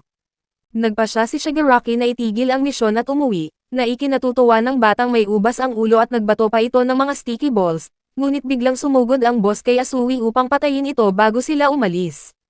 Muntik na niya itong mahawakan, ngunit napigilan dahil nagawa pang burahin ni Aizawa ang kanyang quirk sa huling pagkakataon. Sumugod si Midoriya at nagpakawala ng malakas na suntok gamit ang lahat ng lakas, at natuwa siya dahil hindi nabali ang kanyang kamay, subalit ang halimaw ang sumalo ng suntok para kay Shigaraki. Mukhang delikado ang sitwasyon para sa mga bata, ngunit saktong dumating ang ating bayani na si All Might na mukhang galit na ngayon. Sa isang kurap ng mata ay niligtas niya si Aizawa, at sa isa pang mabilis na galaw ay kinuha niya ang 3 estudyante patungo sa ligtas na lugar habang natanggal ang putol na kamay sa mukha ni Shigaraki. Nataranta si Shigaraki at humingi ng paumanhin habang ibinabalik ang kamay upang kumalma, ngunit napansin niya ang kanyang hinala na mas mahina na si All Might ngayon. Sinubukan ni Midoriya na pigilan ang kanyang guro na huwag labanan ang halimaw, ngunit ngumiti lang si All Might na nagpaiwan sa bata na tumahimik. Nagpakawala ng mabibigat na suntok si All Might, ngunit inabsorb lang ito ng nilalang, at ipinaliwanag ni Shigaraki na may shock absorption ang halimaw kaya hindi ito tatablan ng simpleng suntok maliban na lang kung kaya niyang mapunit ito ng paisa-isa. Nagpakawala ng malakas na suplex si All Might na nagbaon sa ulo ng monster sa semento, at lumikha ito ng dambuhalang usok at alikabok na nagpabaling sa lahat na tapos na ang laban. Ngunit alam ni Midoriya ang katotohanan dahil naaalala niya ang limitasyon sa oras ng bayani, at siya lang ang nakakaalam sa malubhang sugat ni All Might at sa delikadong sitwasyon nito.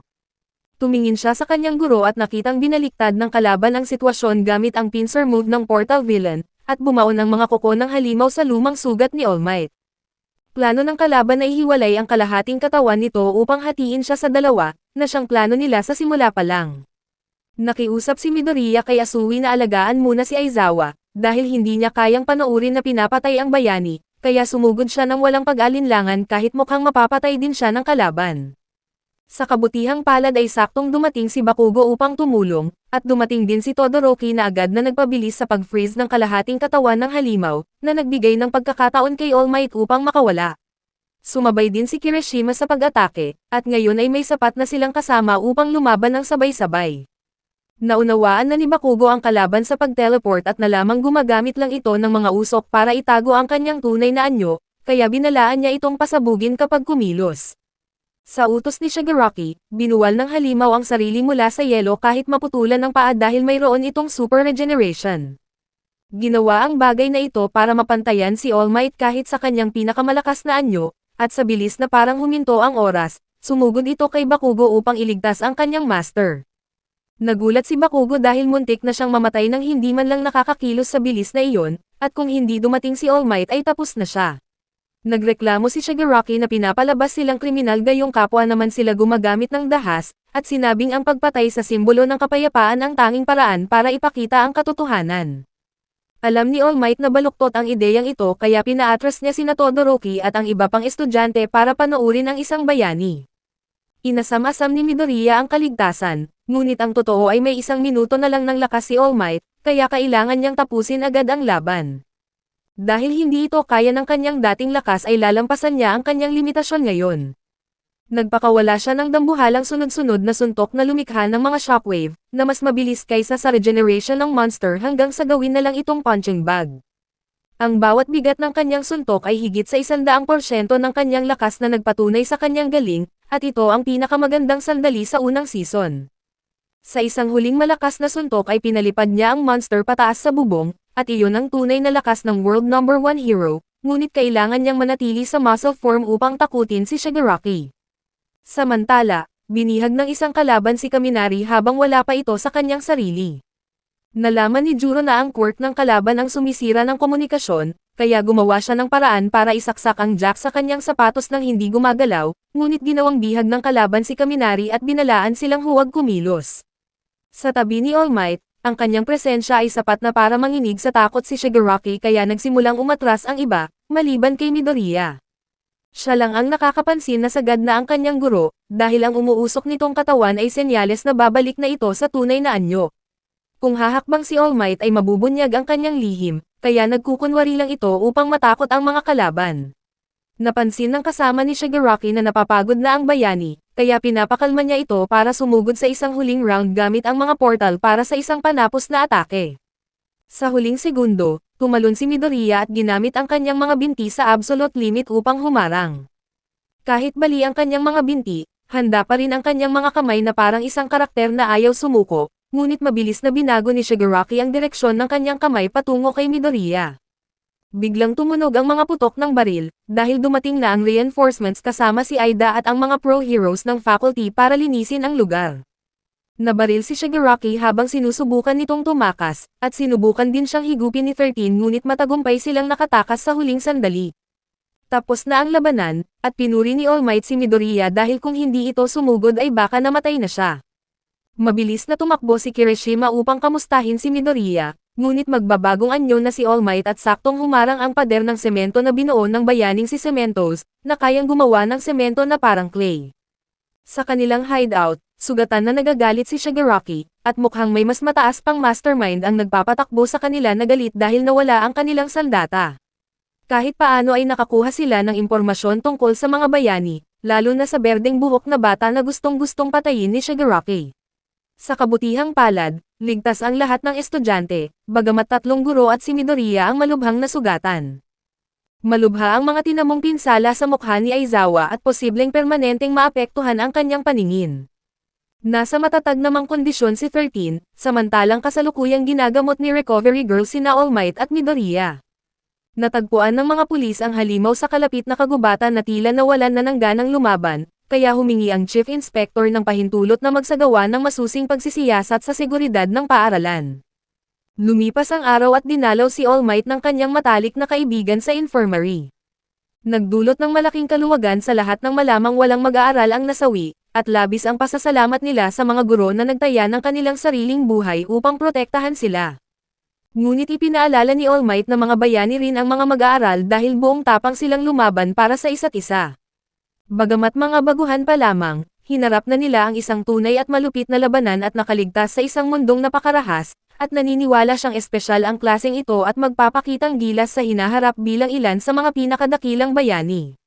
Kinaumagahan, laman na ng mga balita ang naganap na pag-atake habang sa isang luma na silid, may isang liham mula kay All Might para sa kanyang sariling guro na nakapatong sa mesa. Detalyado nitong isinasalaysay ang lahat, mula sa bago niyang trabaho sa paaralan, hanggang sa pagkakakilala niya kay Midoriya at ang pagsasanay rito upang maging susunod na tagapagmana ng One for All. Isinulat niya kung gaano kapursigido ang bata na nagbubuhos ng 10 beses na higit na pagsisikap kumpara sa iba, at tinapos ang liham sa pagsasabing bibisita siya roon sa lalong madaling panahon.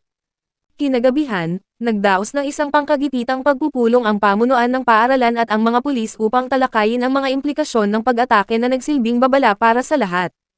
Kumbinsido si All Might na hindi nag-iisa si Shigaraki at may isang mas may karanasang individual na gumagabay rito, lalo na't madali itong nagagalit kapag hindi nasusunod ang mga plano.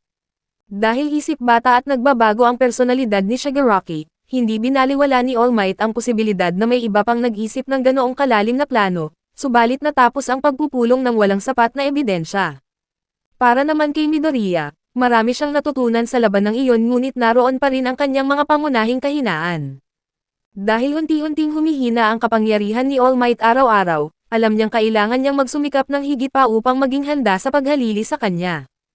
Kinaumagahan, abala ang buong silid-aralan sa pag-uusap tungkol sa mga kaganapan noong nakaraang gabi habang ipinagmamalaki ng bawat isa ang kani-kanilang naging ambag, maliban kay Minita na nais na lamang kalimutan ang buong karanasan. Sinubukan ni Aida na pabalikin ang lahat sa kani-kanilang upuan, ngunit walang nakikinig sa kanya, kaya nakakaramdam na siya ng kaunting kahihiyan nang biglang pumasok si Aizawa na balot ng benda at mukhang mami. Bumalik siya agad dahil ang laban ay hindi pa natatapos, at binanggit niya ang tungkol sa darating na sports festival na isang napakahalagang aktibidad, at hinamon pa niya ang mga kalaban na subukan silang pigilan kung kaya ng mga ito. Ang sports festival ang isa sa mga pinakamalaking kaganapan sa buong bansa upang ipakita ng mga batang bayani ang kanilang kakayahan sa mga profesional, na maaaring maging susi sa pagsisimula ng kanilang karera pagkatapos ng graduation. Pagkalipas ng ilang oras, ganado ang lahat para sa gaganaping festival habang mas porsigido si Uraka na tila handang gawin ang lahat upang manalo. Napagtanto ni Midoriya na hindi niya talaga alam kung bakit nais nitong maging bayani kaya isinama niya ito sa isang tabi upang tanungin, at nagulat siyang malaman na pera ang pangunahing motibasyon nito na ayon naman kay Aida ay isang ganap na dahilan sa totoong buhay.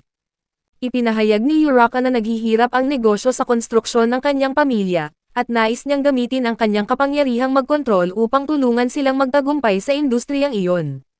Sinabihan siya ng kanyang ama na sundin ang sarili niyang mga pangarap sa halip na alalahanin ang negosyo, kaya nagpasya siyang maging isang nangungunang bayani upang matulungan sila sa pinansyal na aspekto.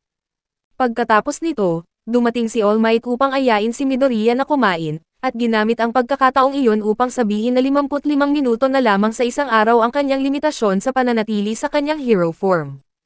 Sinabihan niya si Midoriya na kailangan nitong magpakitang gilas sa sports festival, dahil ang buong mundo ay nakatunghay sa susunod na posibleng simbolo ng kapayapaan. Nagulat siya nang malaman na itinuturing ito ni Midoriya bilang isang ordinaryong aktibidad lamang, kaya nagbabala si All Might na ang kanyang disposisyon ngayon ang magdidikta ng kanyang tagumpay sa totoong mundo kung saan wala nang sasagip sa kanya. Nang matapos ang klase, natuklasan nilang nahaharangan ang pinto ng kanilang silid ng isang malaking grupo ng mga mag-aaral na mula sa ibang kurso, na naroon upang kilalanin ang kanilang mga makakalaban. Walang interes dito si Bakugo at sinubukang umalis, ngunit may isang estudyanteng mula sa General Education Department ang humarang sa kanyang daan at nagsimulang maliitin ang hero course. Ipinaliwanag nito na ang mga estudyanteng magpapakita ng magandang indayog sa festival ay maaaring ilipat sa hero course, habang ang mga nasa hero course naman ay maaaring maibaba ng ranggo. Nagpahayag ito ng hayagang hamon sa buong klase, at pagkatapos ay dumating pa ang isang estudyante mula sa Class B upang sumali sa pangmamaliit. Tinanong ni Kirishima si Bakugo kung bakit siya gumagawa ng mas maraming kaaway para sa kanilang klase. Ngunit sinabi na lamang ni Bakugo na wala siyang pakialam sa pagkakaroon ng mga kaaway basta't siya ang tatanghaling pinakamagaling sa huli. Ang kanyang tiwala sa sarili ay nagbigay ng inspirasyon at takot sa kanyang mga kamag-aral, habang napagtanto naman ni Midoriya na ang lahat ay may malinaw na layunin samantalang siya ay sumasabay lamang sa agos. Kailangan niyang mahanap ang parehong pagnanasa kung nais niyang magtagumpay, kaya sa sumunod na 2 linggo ay ibinuhos ng mga mag-aaral ang lahat ng kanilang makakaya sa pagsasanay upang paghandaan ang darating na festival. Dumating na rin sa wakas ang araw ng festival at talagang marami ang mga media. Ngayong taon, nakatutok ang lahat sa mga first-year students na naging instant celebrity pagkatapos ng pag-atake ng mga villain. Maging si Mount Lady ay naroon din para manood, at handang-handa na ang Class A. Ngunit bago magsimula ang paligsahan, nilapitan ni Todoroki si Midoriya at sinabihan ito na kahit nasa likod nito ang suporta ni All Might, siya pa rin ang mas malakas at plano niyang manalo. Sumagot naman si Midoriya na kahit alam niyang siya ang dehado ay hindi siya susuko ng walang laban, at determinado siyang ipakita sa lahat ang kanyang makakaya. Habang ang Class A ay naglalakad papasok sa field, kamukha nila ang mga mandirigmang Romano na pumapasok sa arena na may halong kaba at matinding kumpiyansa. Bukod sa hero course, sabay-sabay ding dumating sa arena ang lahat ng iba pang departamento. Ngayon para sa pinakamagandang bahagi, ang ating referee ay ang hero na si Midnight, na may mahigpit na kasuotan na sapat na para mapako ang tingin ng kahit sino sa screen. Si Bakugo bilang top-ranked na estudyante mula sa entrance exam, ay umakyat sa entablado para sa panunumpa. Siguradong alam niyo nang sasabihin niyang siya ang magiging number 1 na susundan ng mga mayayabang na salita. Bumabaha agad ng mga negatibong komento ang screen, pero walang pakialam si Bakugo. Inanunsyo ng referee ang unang round, isang obstacle course sa track na may habang 4 na kilometro.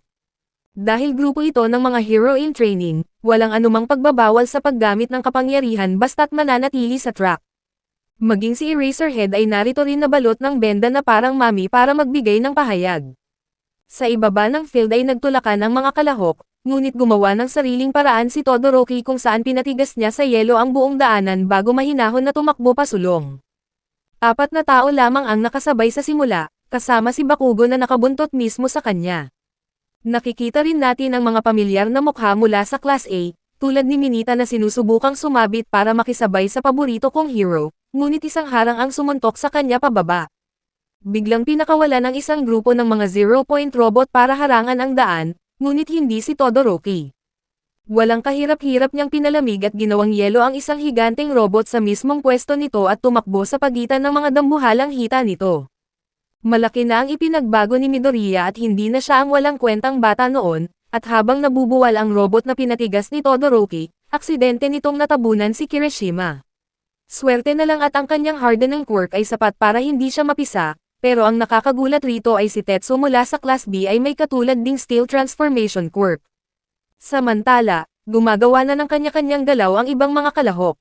Nagpasya si Bakugo na lumipad sa pamamagitan ng pagsabog sa ibabaw ng mga harang, habang si Zero ay ginagamit ang kanyang tape quirk at si Yami naman ay kasama ang Dark Shadow na mainit na nakasunod kay Bakugo. Todo-todo ang pagpilit ng Class A sa kanilang mga sarili gamit ang bawat bahagi ng karanasan mula sa mga nakaraang laban upang malampasan ang kanilang mga limitasyon.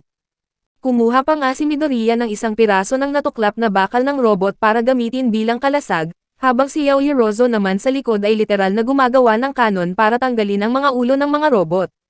Kasunod nito, kailangang umakyat at gumalaw ng mga kalahok sa isang malaking bangin gamit ang mga lubid, kung saan madaling kumapit si Suyo gamit ang kanyang frog quirk. May mga kalahok din mula sa support course na pinahihintulutang gumamit ng kanilang mga gawang gadget upang ipakita sa mga recruiter ang kanilang mga imbensyon. Samantala, si Todoroki ay nagpapadulas sa mga lubid na parang walang kahit kaunting hirap, at si Bakugo naman ay nasa likod niya mismo gamit ang sunod-sunod na pagsabog sa ere upang itulak ang sarili pasulong. Alam ng lahat na si Todoroki ay anak ng number 2 flame hero na si Endeavor, at ibinibigay rin ni Midoriya ang kanyang buong makakaya na nagpupumilit na umakyat sa kabila ng lahat. Ngayon, ang huling harang na inihanda ng mga organizer ay isang malawak na minefield. Siyempre hindi naman ito nakamamatay, ngunit may sapat itong lakas para patalsikin ang mga kalahok ng mataas sa ere, na idinisenyo upang pabagalin kung sino man ang nangunguna.